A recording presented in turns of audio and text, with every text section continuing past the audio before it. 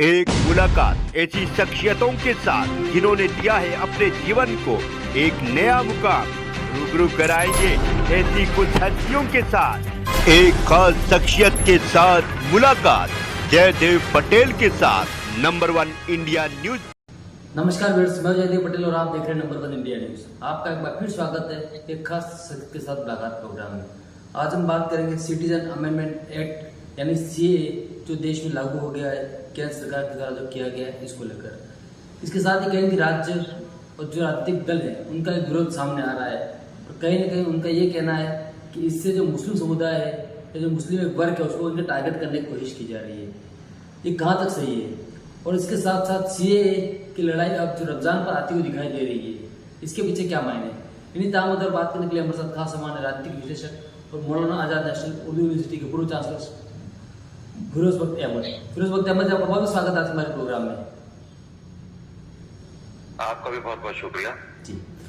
फिरोज बख्त अहमद जी, आपसे मेरा पहला सवाल है कि सीए यानी सिटीजन अमेंडमेंट एक्ट जो लाया गया है केंद्र सरकार की तरफ से, इसका जो देश में विरोध किया जा रहा है ये कहाँ तक सही है? नहीं, मैं वही अर्ज कर रहा था आपसे। देखिए,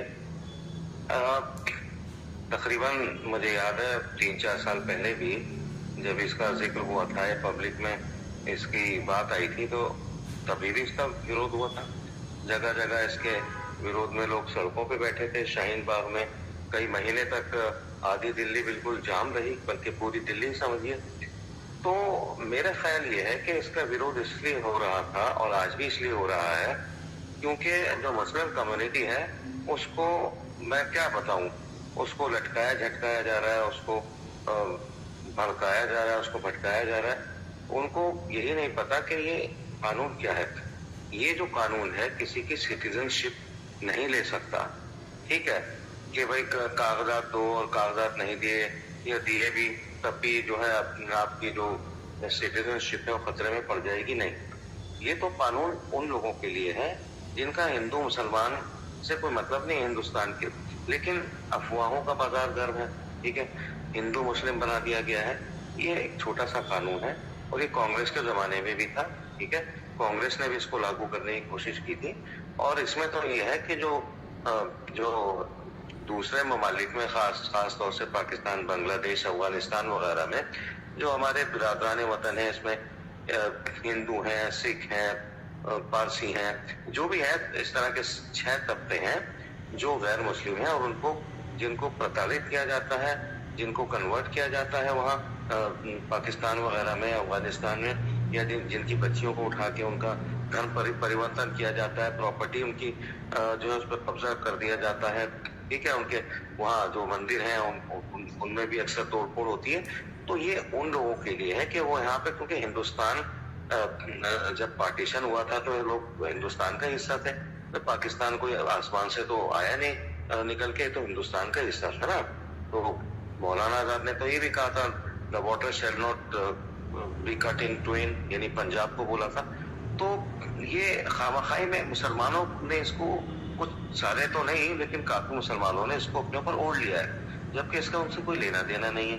ये कह रहे हैं कि जी जो उसमें मुस्लिम तबका नहीं, अरे मुस्लिम तबका क्यों आएगा इसमें? ठीक है, और अगर ये कहते हैं कि जो मुस्लिम है, अहमदिया है, मेमन है, मेहदी है, पाकिस्तान के या बांग्लादेश के कहीं के, भाई उनको भी लोग उनको वहाँ प्रताड़ित किया जाता है। लेकिन उसमें ये बात कही जाती है यहाँ पे उनको दी जा सकती है सिटीजनशिप, उसके लिए भी यहाँ पर एक खास फॉर्म भरा जाता है, सब चीजें मौजूद है। लेकिन इसको जिस तरीके से इलेक्शन से जोड़ा जाता है, हिंदुस्तान बहुत बड़ा मुल्क है, यहाँ पे जो है 12 महीने कहीं ना कहीं इलेक्शन होता है। और जब मोदी सरकार ये कहती है कि भाई 5 साल में एक ही इलेक्शन और छोटे बड़े सारे, उसको भी नहीं मानते। और फिर ये भी कहते हैं कि इलेक्शन के करीब माहौल को गरमाया जाता है। ये सब गलत चीजें हैं। और मैं जो भी मेरे मुस्लिम भाई हैं, मैं उनसे रिक्वेस्ट ये करूँ, मैं कोई ठेकेदार नहीं हूँ मुस्लिम कौम का। ठीक है, ना कोई उनको मैं देशभक्ति का मैं कोई सर्टिफिकेट देने वाला हूँ संस्कारवाद का। हालांकि 98-99% जो मुसलमान हैं हिंदुस्तान के वो संस्कारवादी हैं और वो राष्ट्रवादी हैं, देशभक्त हैं। लेकिन जिस तरीके से उनको मतलब फंसा दिया जाता है रोजी रोटी से हटा के, अरे भाई ये हो जाएगा, सीए तुम्हें निकाल देंगे, तुम्हारे बच्चे यहाँ नहीं रह पाएंगे, इस चीज से बाहर आना चाहिए। बहुत हो गया, 75 साल हो गए मुसलमानों को इन लोगों को बहलाते, फुसलाते, लटकाते, झटकाते और भटकाते और भड़काते हुए। जी, फिरोज वक्त अहमद जी, आपकी बात को थोड़ा मैं और आगे ले जाता हूँ। AIMIM प्रमुख असदुद्दीन ओवैसी का बयान भी सामने आया। उन्होंने तो यहाँ तक कह दिया कि रमजान के महीने में एक खुली चुनौती दी है भारतीय जनता पार्टी ने CAA को ला करके, जिससे कि अब उनको कहीं न कहीं मुस्लिम लोगों को कागज निकालने की जरूरत पड़ेगी आगे आने वाले भविष्य में। ये उसकी पहल है। ऐसा है, देखिए, ये मैंने कहा ना, ये लोग वैसी बरादरान हो गए और इनकी तरह कुछ और भी लोग हैं। जैसे यूपी से नाम आने लगा है पिछले 5-7 साल से तौकीर रजा खान साहब का। तौकीर रजा खान साहब बहुत अच्छे खानदान को बिलोंग करते हैं और अहमद रजा बरेलवी जो है उनके साहबजादे हैं। अहमद रजा बरेलवी तो बड़े संस्कारी, बड़े देशभक्त, बड़े नेशनलिस्ट व्यक्ति थे, लेकिन ये इस रास्ते पे कैसे चल पड़े। इस तरह के जो लोग हैं जो अपने नाम लिया ओवैसी साहब का कि रमजान में, देखो एक बात मैं ओवैसी साहब को भी बता दूं, मैं सरकार को भी बता दूं, मोदी सरकार को भी, ये जितने भी लोग हैं विपक्षी या जो भी गवर्नेंस के लोग हैं, ये CAA के जरिए, NRC के जरिए या NPR के जरिए मुसलमानों को नहीं निकाल, क्योंकि मुस्लिम कौम का जो खून है वो हिंदुस्तान की जद्दोजहद में इसकी मिट्टी में मिला हुआ है। इसकी जो जड़ें हैं, इसकी जड़ों में मुस्लिम कौम है। और जो लोग वैसे जैसे लोग मुसलमानों को कह के डराते हैं कि भाई रमजान में ये हो गया, अरे भाई आप रमजान में अपने रोजों पे ध्यान दें, नमाजों पे ध्यान दें, तरावियों पे ध्यान दें। आप मुसलमानों का जो है पीछा खुदा रहा, मुसलमानों को उनके हाल पे छोड़ दें। अल्लाह का शुक्र है मुसलमान हिंदुस्तान में बहुत कायदे से रह रहे हैं, बहुत बेहतर तरीके से रह रहे हैं, चाहे वो अफगानिस्तान हो, पाकिस्तान हो, बांग्लादेश हो, सीरिया हो, ईरान हो, इन तमाम ममालिक से बहुत अच्छे तरीके से जो है मुसलमान यहाँ पर रह रहे हैं और अल्लाह का शुक्रिया अदा करते हैं कि वो हिंदुस्तान में रह रहे हैं, उनकी पैदाइश हिंदुस्तान में हुई। तो we have nothing to do with the likes of Owaisis, Tauqir Raza Khan या जो भी इस तरह के खान साहिबान हैं, उनसे मुसलमानों को अपने को दूर कर लेना चाहिए। जी, फिरोज वक्त अहमद जी, आपके पुराने साथी रहे आम आदमी पार्टी के संयोजक अरविंद केजरीवाल, उनका बयान सामने है। उन्होंने तो यहाँ तक कह दिया कि 1.5 से 2 करोड़ लोग जो पाकिस्तान, अफगानिस्तान या बांग्लादेश में रह रहे हैं, जो गैर मुस्लिम है, उनको हिंदुस्तान में लाने कहीं न कहीं भारतीय जनता पार्टी का एक वोट बैंक तैयार करने की कोशिश है और ये कहीं न कहीं खतरनाक साबित हो सकता है। देखिए ऐसा है,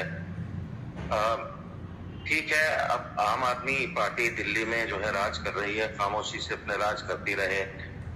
वो भी जो है हिंदुस्तान के जो लोग हैं, उसकी जनता है, उसको भड़काती, भटकाती, बहलाती, फुसलाती रहती है।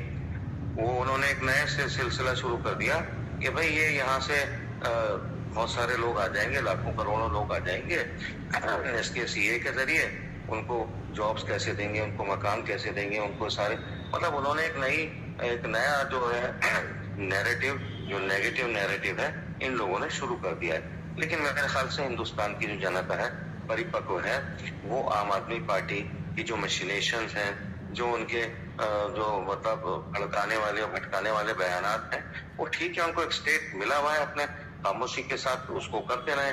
और जो केजरीवाल साहब हैं, वो आए दिन ED के जो उनके वो हैं, उनको नकारते रहते हैं। ED के जो पैगाम, जो लव लेटर आते हैं, अरे भाई जाइए बात करिए, आप ठीक है, बहुत ईमानदार हैं, सबसे ज्यादा ईमानदार आदमी हैं पॉलिटिशियन है दुनिया के, तो फेस ED, आप जनता को क्यों भटका रहे हो, आप क्यों उसमें लटक रहे हो, झटक रहे हो। CAA में आपको कोई लेना देना नहीं है इससे, जैसे मुस्लिम नेताओं ने जबरदस्ती इसको हिंदू मुस्लिम टॉपिक बना लिया है। फिरोज अहमद, अपने वाले समय निकाला, उसके लिए आपका बहुत धन्यवाद। बहुत बहुत शुक्रिया पटेल साहब।